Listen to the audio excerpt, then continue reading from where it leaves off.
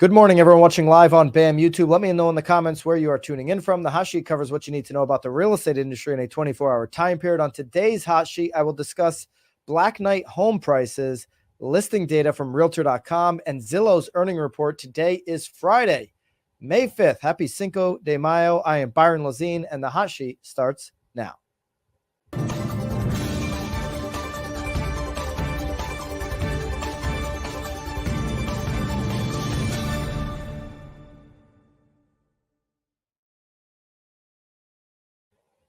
It's been a packed week, and I'm glad we're here on Friday, Cinco de Mayo. I'm about to jump into the BAM Mastermind right here in Naples, Florida. Sorry you could not be here with us, but there will be a next opportunity for you. Hit the thumbs up button if you are going to enjoy Cinco de Mayo today. If you missed out on the FOMC recap, how that impacts mortgage rates, how it's going to impact housing, that was yesterday's stream.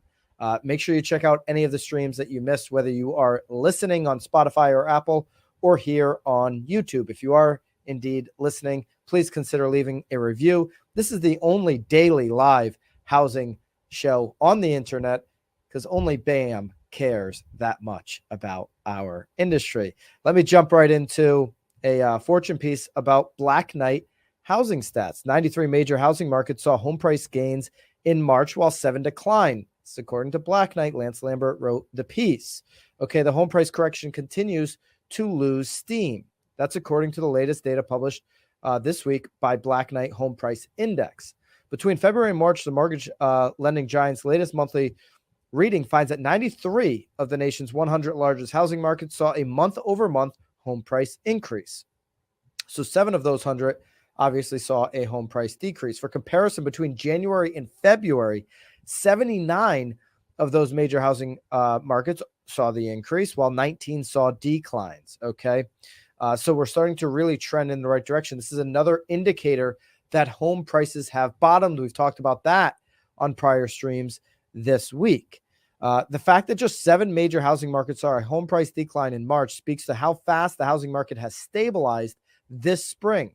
Just 5 months ago, prices were declining on a seasonally adjusted month-over-month basis in 92 of the nation's 100 largest housing markets. So in 5 months, in our 100 largest housing markets, this thing has completely flipped the opposite direction from where it was. Okay, so this is a huge shift for all of those, Twitter doom and gloomers, housing doomers, and YouTubers that want to say the market's crashing. Just wait. You're going to get 20 and 30% discounts. No, home prices are on their way back up. A change in home prices over the past month, according to Black Knight, here on the chart from Fortune below. This is, of course, Black Knight Home Price Index data that they're referencing here.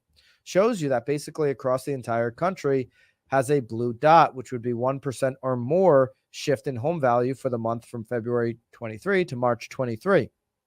You see some red sprinkled in there in the West. Makes sense because the West has been the hardest hit. And the biggest March decline is in Austin, Texas. I don't know if Jeremy, if you're on the stream, Jeremy Knight from Austin, Texas, or anyone else from Austin, let me know your thoughts there. Shift in regional home prices since the respective peak, according to Black Knight. This is reflective of what we've seen. Central Florida is down. The West is down big, and Texas is down. Northeast and Middle America is up, and South Florida as well. So this is from peak to now, right? That June peak of last year. These charts and all the I got a bunch of other ones here to show you, as well as all of our sources are down below in the daily download as they are every single day. Okay, so Black Knight is basically reflecting what we've seen in the market. Okay, and Steve Harney, our friend over at Keeping Current Matters, he's the founder of Keeping Current Matters. He put out a tweet similar to a Lance Lambert tweet. According to my research, these entities are now showing that home prices are increasing in Case-Shiller. We talked about that here. FHFA, we've talked about that here. Fannie Mae, CoreLogic, we just spoke about Black Knight's report this week. Zillow Home Index. Okay, so the last correction took about 6 years. This one lasted about 6 months. So Steve Harney, the founder of Keeping Current Matters, is saying the correction is over. I'm of the belief of, will we see a double dip? That may happen. I'd still be aware of that in Q4, but it looks like for the meantime, and certainly for the spring market, this home price correction is over and we're on the way back up. So a buyer who's locking in this spring and saying, hey, maybe next month there'll be better prices than this month, the data doesn't indicate that that's true. We typically see home prices increase in the spring. We're seeing them increase now, and I think we're going to continue to see them increase. Steve Harney took a shot at a recent tweet for everybody who had negative headlines about housing, who really wanted to jump in on housing. U.S. home prices could plunge 20%, Dallas Fed warns. There are now 210 housing markets at risk of a 15 to 20% home price decline, says Moody's.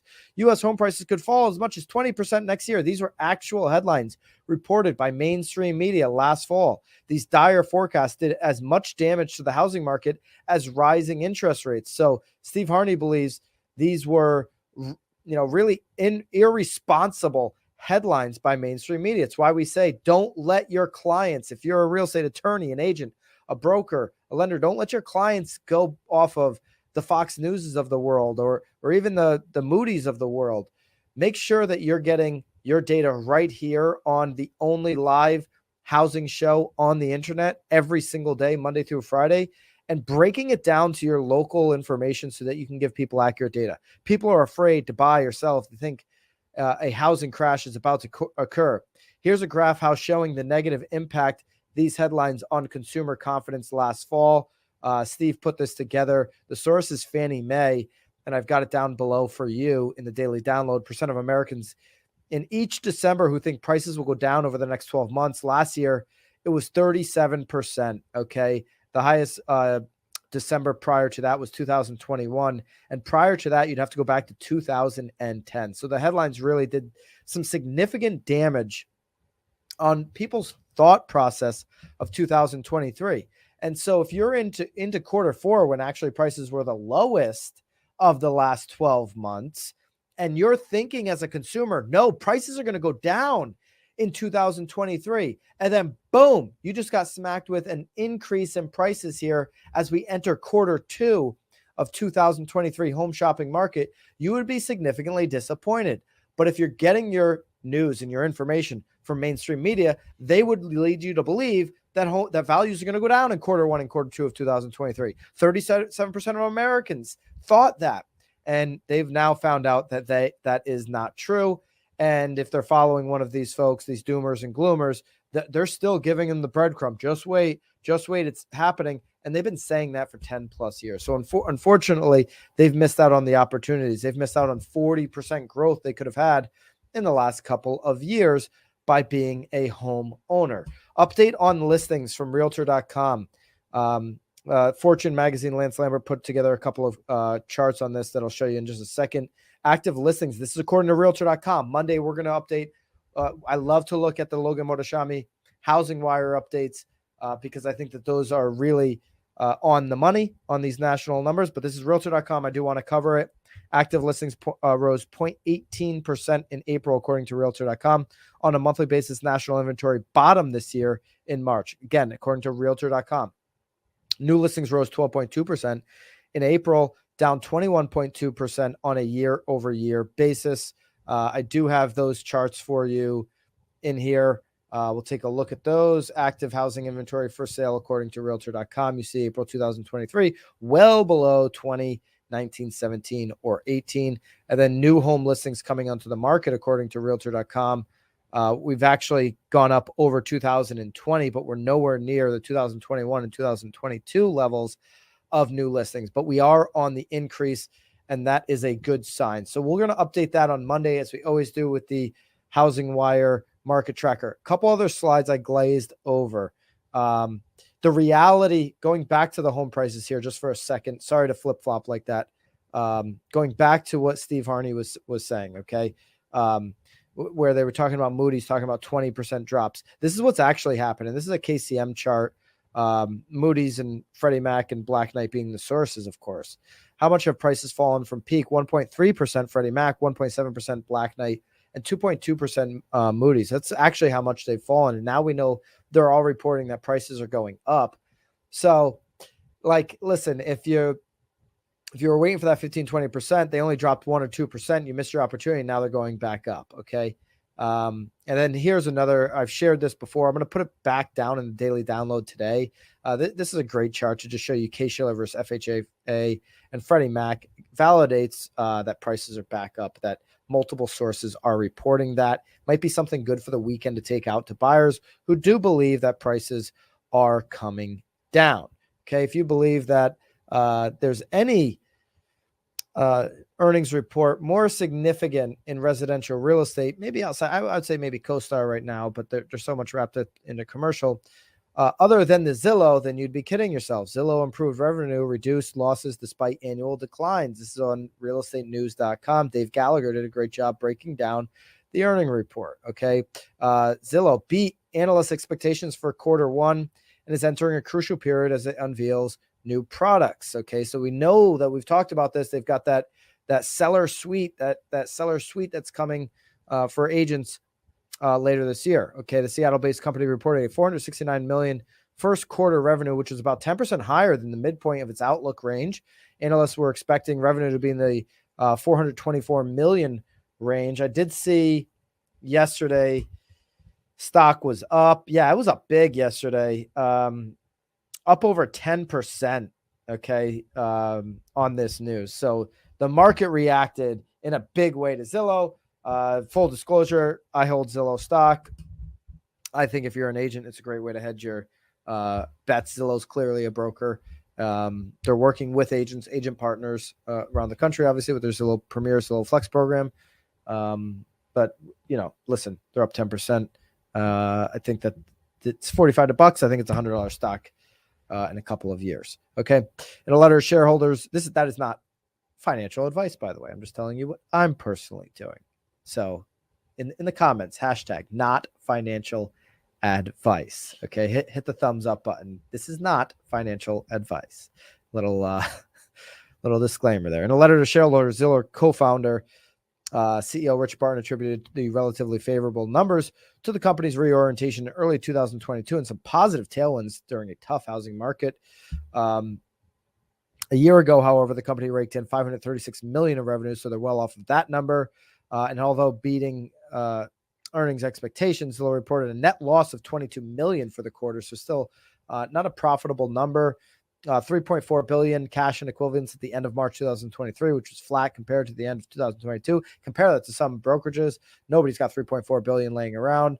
We talked about the net loss. Traffic to Zillow Group's mobile apps and websites in quarter one was 212 million average monthly unique users, which is flat over year, but still the runaway leader in online activity. So if you're ignoring Zillow, you're ignoring the majority of where online traffic is. If you're somebody who's listing properties or helping home shoppers or investors, Zillow's got the majority of home shoppers on that app when in comparison to the other big portals. Visits during quarter one were down 2.5 billion. I'm sorry, were 2.5 billion. Down 2.5 billion would be like all of them. Okay. Down 5% from a year ago. Okay. Showing, listen, transactions are down 20%. So activity on the portal being only down 5% is an indicator that there is still pent up demand. That's how I would look at that number. Okay. So that'll be sourced down below for you. We had a good day yesterday on the 10-year, which again reflected a good day on the 30-year. We remain now for 2 days straight on the 30-year at below a sub 6.5% 30-year fixed mortgages, according to Mortgage News Daily, of course. So 6.49 on Wednesday, 6.45 on Thursday. We'll see what we get today. Let's just hope we can hold 3 days strong under 6.5, where we spent 3 weeks really above that number, the majority of 3 weeks above the 6.5. This is a good signal. And it's similar to what we've seen after Powell speaks, which he did yesterday. And you can go rewatch that or re-listen to that hot sheet yesterday if you did miss it, where we really break down why you can't follow the federal interest rate when you're looking at the 30-year fixed. So go check that out if you're interested. Also today at 2 p.m. over at Knowledge Brokers Podcast, separate YouTube channel. Lisa Chinati and Tom Toole will be carrying the weight today, as I will not be in with them, but they're going to dig deep on all this week's headlines. I'll be in the BAM Mastermind If you want to have discounts for future BAM masterminds, make sure you're a BAMX member. That's down below.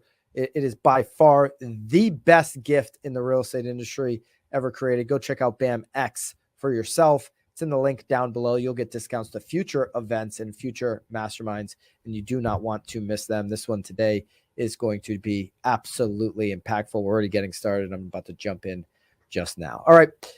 Thank you guys so much. Great week. Happy Cinco de Mayo. If you're going to be celebrating, celebrate responsibly so that I can see you back here on Monday morning. Until then, toodaloo.